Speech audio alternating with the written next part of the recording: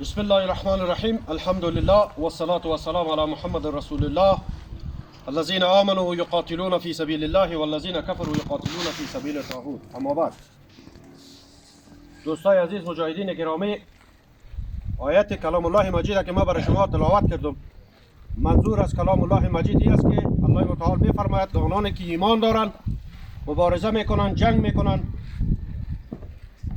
به خاطر الله. الذين آمنوا يقاتلون في سبيل الله، کسانی که ایمان آوردن اونها جهاد میکنن، مبارزه میکنن، استادگی میکنن به خاطر الله، در برابر کفر، در برابر الحاد، در برابر طواغیت، در برابر ظلم.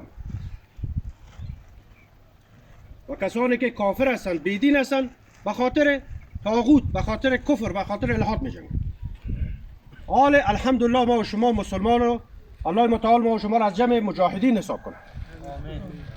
و رب العزت توفیق داده که ما و شما زیر پرچم مقدس اسلام زندگی کنیم. این پرچم شخصی و قومی کسی نیست. با اجازه هم به کسی نمیتونیم که این پرچم شخصی بسازن.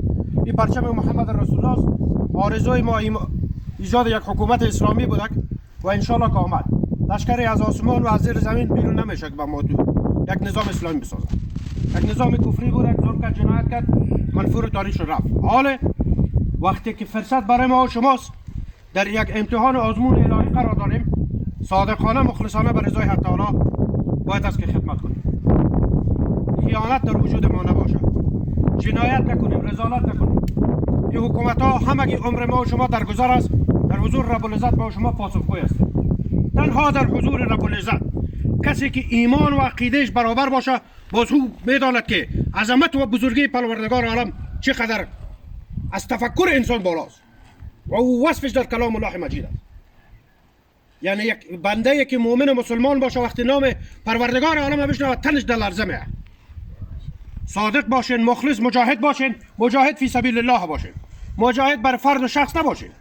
و این حکومت فردی و شخصی و قومی نیست. و ما پیام ما برای مشرا و بزرگای امارت اسلامی است که ما اینجا مامور و مکلف و مسئولیتی که برای ما سپردین صادقانه مخلصانه ما برای مردم به خلق الله به خاطر حاکمیت نظام اسلامی وظیفه میکنیم. ولی کسانی هستند از قطعات مربوط به وزارت دفاع هستند، سر بدل خود به خانه های مردم میرند، سر بدل خود مردم هم میکشند. مثل که دین روز دانوا یک وطندار مسلمان بیگناه را کشتیم. ظلم و تعدی خدا از ما بازخواست میکنه، از تمام مسئولین بازخواست میکنه.